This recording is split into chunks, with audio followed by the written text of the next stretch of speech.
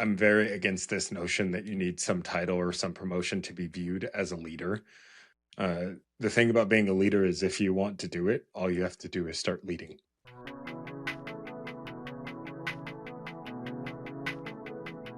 It is officially 2026, and new beginnings and new years means new resolutions or maybe just general goals for this year. You might have ambitious aspirations in your job, a list of accomplishments you really want to achieve, and hopefully a vision for your future. But translating those into clear, actionable steps can really be a big challenge, especially for people like me who, give up on some small goals a little too easily. So, from navigating company priorities to overcoming personal roadblocks, the path to effective goal settings is full of those twists and turns to down that path. So, if you're tuning into this episode at the start of the year, it's a perfect time to goal set. But really, this is just great practice for any time of the year. It doesn't have to start in January. So, today we're joined by Terence Davy, a leadership coach and the founder of Proactivity. He has spent years helping professionals tap into their potential through strategic goal setting. So, together, we're going to break down some of the common obstacles to setting goals at work, explore the SMART framework for doing so, and those practical strategies you can use to align your ambitions with your organization's bigger picture. This feels like even a coaching session just for myself. So, welcome to All Things Work, Terrence. Thank you so much. I'm excited to be here, especially talking about one of my favorite topics. So, Yeah, we're so excited to have you. We know you have such wonderful experience. You do a lot of great work, where you are. And so let's dive into it. You've been in the executive seat in previous roles, and you currently are in your own coaching business, as we mentioned. So, in all of your amazing experience coaching, what are some of the, let's say, most common obstacles professionals, maybe like me, have with setting goals? yeah, absolutely. There's a ton of different obstacles that we could go through. There's folks setting too many goals, Yeah. not measuring progress and not making their goal measurable at all, Mhm. not setting goals that are meaningful enough.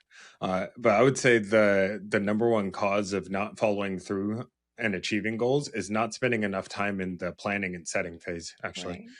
Right. That's actually when execution starts, is when you set a goal that's meaningful to you. So, I would love to dive into a little bit more organizational goal setting and how we can align here as the average employee. So, during organizational goal setting, employees are often asked to align their individual goals with those broader business objectives, which, and honestly, I think a lot of us feel this way. It can feel a little abstract or high level, like this is above my pay grade kind of situation. So, what advice would you offer employees on effectively mapping those specific goals they might have for themselves in their career to these larger priorities with the business? Yeah, absolutely. I know that the bane of a lot of folks' existence is Yeah. the goal setting process for work.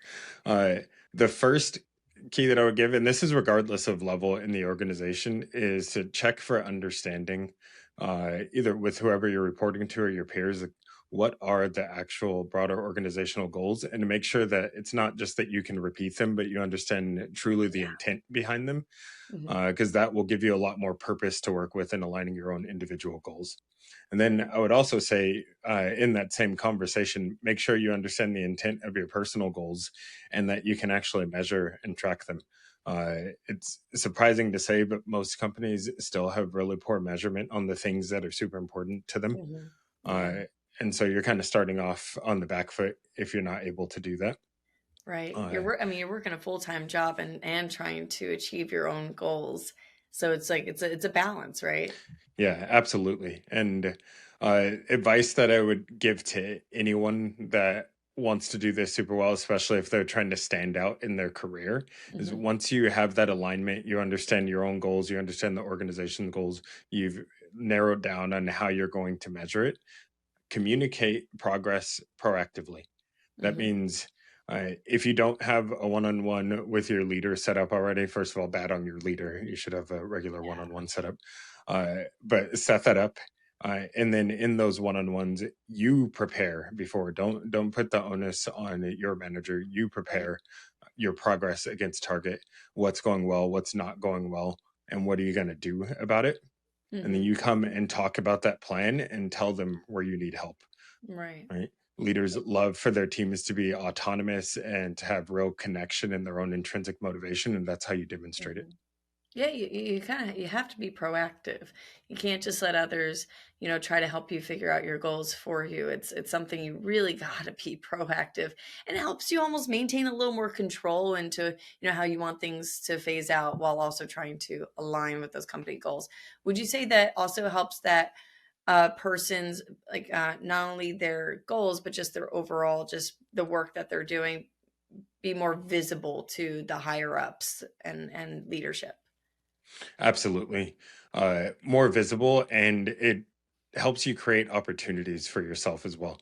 If you're seeing challenges in your own work, there's a chance that other folks are having a similar Yeah. challenge. And if they're not proactively reporting them, your manager might not know about it. And, I've seen a lot of opportunities open up for you to help solve that problem more broadly. All right, so let's move on to a mini coaching session for our next segment. So there are several different methods for setting and achieving goals at work, but the ones we're focusing on today is the SMART goals framework. So Terrence, let's break down this approach. So can you start off by explaining what SMART stands for? Yeah, absolutely. And hopefully, a lot of the listeners have heard of this. It's one of the more popular goal setting methodologies, but it stands for specific, meaning who, what, when, why, how. Like, Hmm. get it super clear on what you're trying to accomplish. Measurable, going back to that piece of having clear metrics of Hmm. success and knowing when you succeed or when you fail. Attainable, which means the goal is something that's possible given your resources and current constraints.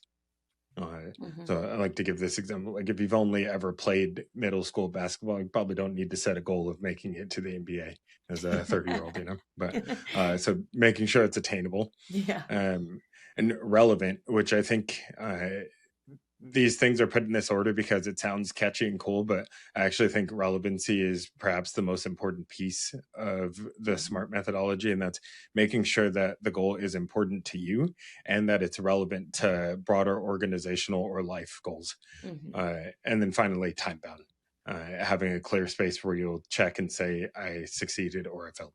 So I would love to, would love if you could walk me through the process of just creating the SMART goals. We talked about what they stand for and what to remember, but it can be easily overwhelming when somebody really just wants to accomplish so much, especially those like maybe slightly overachievers, go getters kind of people, and get the case. They kind of get the case of what we call analysis paralysis for even deciding what goals they want to do. I am a victim of this. I do this to myself probably every year, if not every week. So if you were coaching me on how to get started and to begin mapping these out, what would be step one I should consider? Yeah, absolutely. And before that, I love that you called out the analysis paralysis people or like super optimistic or driven because that's me as well. I have Oh to my slap gosh, my own hand I as I know. have like 2 pages of things I want to accomplish. Me Uh, too. yeah. It's overwhelming. uh, exactly. So, step one, going back to what I was saying about the relevant piece being perhaps the most important part of this. Step one is really spending a lot of time envisioning the future that you're trying to create. So Hmm. ultimately, what a goal is you're making a statement about something you want in the future, and you're making the statement that it doesn't exist right now. And so getting really deep into what you really want. And I mean what you want, not what society tells you you need to have, Yes. not what you're seeing online, not what you're seeing on Instagram. What do Hmm. you really connect with? So this is a very personal process. I push people to really block time and make this a priority, and you envision that future that you want. And through that same process, you can start to see some creative tension between this future you've created and what's actually occurring in your life right now. And that Hmm. creative tension becomes the field from which you can pull out and define meaningful goals. So that part, the importance of this piece cannot be overstated. You have to get really clear on what it is you're trying to create and bring into the world. So you probably have practiced this in your own personal life and your own personal career goals. Can you walk us through an example of, how you use this method and how successful it was? Yeah, not only have I practiced this, but I still practice it consistently. I would say this is something I do at least monthly, and depending on the stage in life, I might do it weekly. A little Hmm. visioning process, uh, and so I'll go to one of the most powerful examples that I had when I was a new leader, manager level. I got this vision that if I want to do leadership at the highest level, I probably need to have the title that's at the highest level. I need to Yeah. be on the executive team. And so uh, I created that as an intention, wanted to be at the executive level. Uh, and then the process that I went through was sitting down and journaling. Hmm. I prefer to do this through journaling. Other Me people too. like to just think or meditate on it. I don't have as visual of a mind, so I like to actually write it down. And I just wrote down all of the things that I imagined an executive would be doing. What are the skills that I need to have? And not only that, but how does it impact my life outside of work? Hmm. What would that do with my time that I'm spending with family? What opportunities would that create for my family? Just got super I love deep that. into it, and then of course realized I was very far away from all of that when I zoom back out and look at my current life. That's amazing. Yeah, and I love how you kind of just brought up that it's a lot of psychology behind it. It's not so much writing down what you should be doing, but telling yourself you're capable of doing it. Okay, we're gonna take things a step further with clarifying SMART goals, but first let's take a quick pause for a quick message about some exciting bonus content for this episode. Hey everyone, we'll get right back to the conversation. But first, for SHRM members tuning into this episode, we have an exclusive resource to share: Smart Goals Made Simple, a dynamic goal setting worksheet. The practical online tool is designed to help you clarify, organize, and track professional goals with confidence. With easy to use templates and structured prompts, you can break down your objectives into actionable steps and measure your progress along the way. Whether you're setting goals for yourself or guiding your team through this process, this worksheet supports accountability and alignment at every stage. If you're watching on YouTube, simply click the link above for instant access, or you can find the link in this episode's description.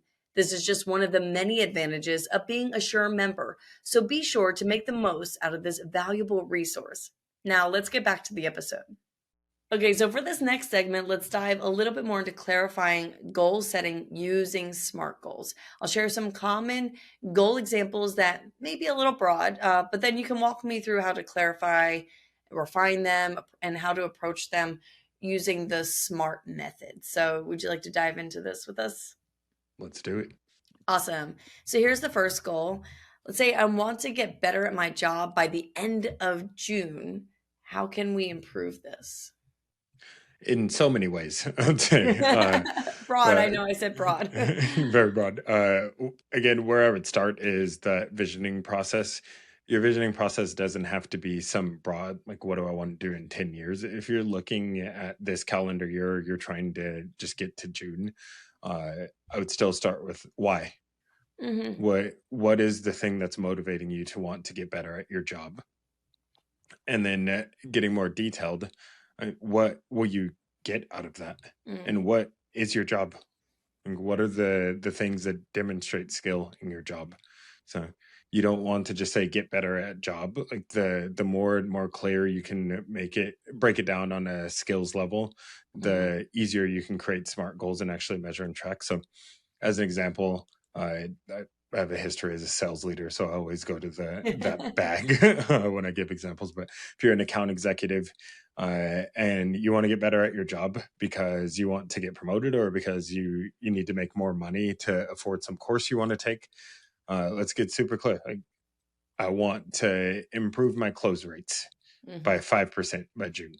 Right? So that's a more solid smart goal. It's really Mhm. specific. You know what part of the funnel you're Yeah. focusing on, and then you can start to work on how you actually do that. Yeah, being specific is super important with that kind of goal. So the next goal, let's say I'll be I want to work on, you talked about this a little bit, but let's say I want to work on stronger relationships with my team. So what do you think about this? How to approach this? Yeah. I'm going to sound like I'm repeating myself a lot, and I it's know, because it's this is what I okay. truly believe. You need to start with why. And what is motivating you to want to build stronger relationships? What will that do for you? What will that do for your team? What will that do for your family? And then what does it mean to build a stronger relationship? If Mhm. you ask 10 different people what it means to have a stronger relationship, you might get 10 different answers. Does that mean you're Yeah. talking more? Yeah. Does that mean you're collaborating on projects more? Or is it you're Mhm. going out to have a beer more often? Mhm. So get super clear on that. And again, then put it into a smart goal Yeah. if that's what works for you. And define the type of relationship you want, Yeah, like if you want more of that very professional strict relationship, maybe don't go to happy hour with your coworker afterwards, or your boss. But if you feel comfortable and you think you want to develop a mentor kind of relationship, you can ask somebody out for coffee, like just get that kind of more casual setting. Like those are different ways to approach it. You just have to ask yourself, what do you want out of that, right? exactly. Yeah, so I'll give the final example, and you kind of touched on this with your own personal example of how you grew into your executive position. So let's say I plan on being seen as more of a leader of my department. I'll need to get promoted this year in order to achieve that, but that's a big goal, and it can be a little tricky, if especially if the organization isn't looking to promote people. Maybe it's not in the budget for this year. Yeah. I know this is just an example, but the first thing I'll say is I'm very against this notion that you need some title or some promotion to be viewed as a leader. Hmm. The thing about being a leader is if you want to do it, all you have to do is start leading. Hmm. Uh, and so letting go of that idea of I want to get promoted because that's out of your control anyway. The some of what you said there, you don't know if there's going to be a role available that Hmm. might not be aligned with company priorities. And so if you're waiting to be a leader until you get promoted, you might be waiting forever. Yeah. And so instead, get clear on why you want to be a leader. Why is that Yeah. important to you? And then what does being a leader look like? Are there opportunities in your role to start demonstrating some of the things that leadership is?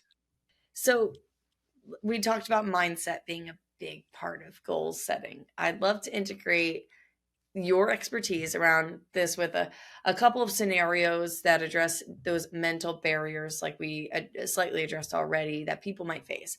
And we'll address how to work through those issues. So, the first issue, a lot of people run into is focusing on adaptability. So, an employee's project goal, let's say, is deprioritized due to sudden organizational changes. We know this can happen often, and this can leave people feeling frustrated and uncertain. So, how would you suggest this person or the people going through this move through this effectively? First, I love that you're asking about adaptability. I think it's always been important in leadership, but especially with the insane technological advances and Hmm. the decisions that that's Yeah. making, leading companies to make and trying to do more with less and cutting expenses. I would say it is the number one skill that you need to have as an employee, as a leader right now. Uh, Hmm. and so thinking about adaptability, if your project gets cut, of course, that might be frustrating. It might bring up a lot of uncertainty. And I would say the first step of the process is to sit with those emotions. Hmm. And this is coming from someone who just started to pay attention to my emotional experience like 2 years ago. So I might have given you a very different answer a while ago, but those emotions are there for a reason. Right. And if you try to act before you actually sit with them and get curious about why they're there, it's pretty likely that you'll do something that isn't aligned with what you actually want or intend. And so sit with the emotions, get curious about what they're trying to tell you. Like, what is this uncertainty? Are you worried that you're going to lose your job? Yeah. Do you have a lot of sunk costs? Is that why you're frustrated? And then the next step is to try to understand, get yourself out of your own perspective and understand why the company might be deprioritizing this or what's happening, Right. and get connected to the broader goals. And this is a great time if you have if you're in an environment where there's a lot of psychological safety, you trust your manager, and you can go and have real conversations.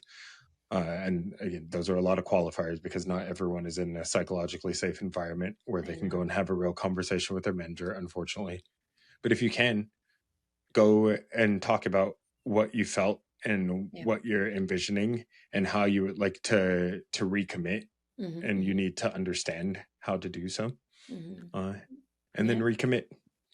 And you can even take what made you so passionate about that project and even find a new way to reinsert it into a different project through that, through talking to your manager, especially if you feel psychologically safe. And this transitions well into the next situation, which focuses on communication. So let's say an employee is tasked with improving team collaboration, but has not really received clear metrics or guidance from their manager. They're not really sure what the manager wants it to look like. How do they handle that kind of situation? Yeah, the first step that I always point at is go and try to establish understanding by talking to your manager. Um, like, great, I want to help improve team collaboration as well. What does that mean? Why are you asking me about this? Yeah. What are you seeing that shows that we're not collaborating well? Hmm. Ideally, you have a manager that actually cares about this thing they said, and they can give you some direction, and that'll be great. You'll know where to focus. But again, that's not always the case. If you Yeah. don't, and they're just like, just do it. Uh, Yeah. of course, that's not ideal, but it also gives you the opportunity to go and define what success looks like with improving team collaboration. Hmm. Mm. And so, do a couple of things there. First, gather some data, talk to your team. Like, what does team collaboration look like to you when it's going well? And do Yeah. you think we're doing it? And then you create your own measures of success and then proactively communicate them, like we talked about before. Yeah, I think that's it can't hurt to ask questions. There's no dumb questions. So I love that. So this is something we love to do each week. We ask our audience to submit questions they might have on the topic for an upcoming episode. We had some really great ones for this one for goal setting. So let's do a quick Q&A. So to our audience tuning in today, be sure you're subscribed. You'll find the sign up link in our episode description. Your responses to our question of the week could even be featured in an upcoming episode. So let's start with our first question, Terrence. This is from Tara from Minnesota. So Tara asked, she said, I would like to learn how to create goals that align across all levels, individual, team, organization, and community. So, how can we embrace and apply systems thinking approach to better understand the upstream, downstream, and the overall impact of our work? I love this question. Thanks so much for submitting it, Tara. Um, First, I'll say we focus this conversation on the SMART framework, which is super effective, especially for smaller individual goals. I will say one of the limitations that comes up is when you start thinking on a broader scale across multiple levels of stakeholders across longer time frames. Uh, there are systems that help, like the OKR system or BHAG, like big, hairy, audacious goals. Uh, those are some systems that can work a little bit better. But actually, I want to talk about the overall approach a little bit more before Mm-hmm. applying a Mm-hmm. system. When you're thinking about all these different levels of stakeholder and investment, and it sounds like when I see the word longitudinal, we're thinking about a long time frame as well. Mm-hmm. This is one of the most important times to not rush through the goal setting process. Some of the things that you need to do is make space for dialogue about the future that you're trying to co-create with all of these stakeholders. So that could look like having a series of conversations with your community, having a series of conversations with different levels within the organization, and getting really clear, like, what time frame are we Yeah. looking at? What are we trying to accomplish? Mm-hmm. Uh, Mm-hmm. when you feel like you have sufficient alignment on the vision and the future you're trying to create, now you can start to apply some of those other frameworks like the OKR method or the BHAG method. Awesome. Yeah, that was a great question from Tara. Sarah from Florida also weighed in. She said, I'm interested in goal setting strategies that go beyond the checklists and honor the human being behind the goal. So she asked, do you have tips for setting goals that are aspirational yet attainable in those fast-paced environments, along with guidance on recalibrating without feeling like you failed, or and celebrating the progress that maybe isn't always visible? Mm, really great Big question as question. well. I Yeah. like this one, but it's a little deep question, but I like this, Sarah. Absolutely. And I have to split this into two separate areas. So, Yeah. goal setting strategies that go beyond checklists. I think we've talked about this a lot, like getting to the human behind the goal. That starts with understanding what is the human trying to accomplish at a broad Hmm. level. And maybe we didn't get into this too much, or I didn't say it super clearly. Um, in almost every case, I'm somewhat anti compartmentalization between work and personal life. Yeah. I preach the exact opposite, like integration, Hmm. because in thinking about how your work impacts your broader life, you can find true motivation and true purpose. Yeah. So start there, like think about your life and what you want to impact, and think about it holistically. And then your career and your work is just one aspect of that. So that's bringing the human in, and then Yeah. the fast-paced environment piece, setting a sufficiently large goal with a long enough time frame actually provides some sense of stability, Hmm. right? Hmm. So you can understand if you have misses or setbacks in the short term, you're still making progress towards this larger goal, especially if you're measuring Yeah. your progress. Uh, so that's a tip for that. But I actually want to really get into this piece about recalibrating without feeling like you failed. Yeah. Yeah. That's one of the most common challenges, especially with New Year's resolutions, is that folks have one small setback or one failure, like you're trying to lose weight and you eat a cupcake instead of a piece of broccoli or whatever people are doing to lose weight. Uh, and then you let that cascade into a series of failures. Like, well, I ate a cupcake yesterday. I'm going to have pancakes for breakfast now. Clearly, I'm just mentioning my favorite foods. I know. I love Um, pancakes.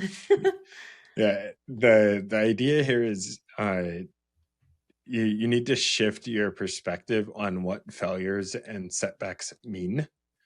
Right? If you're working towards a goal, like you've gone through all the process of understanding why this is meaningful to you and why you're going to measure it, Hmm. then setbacks are actually more data and more information that you didn't have when you set the goal.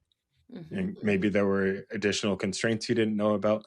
Maybe you thought you had this resource of motivation that was going to show up all the time, and in reality, it doesn't.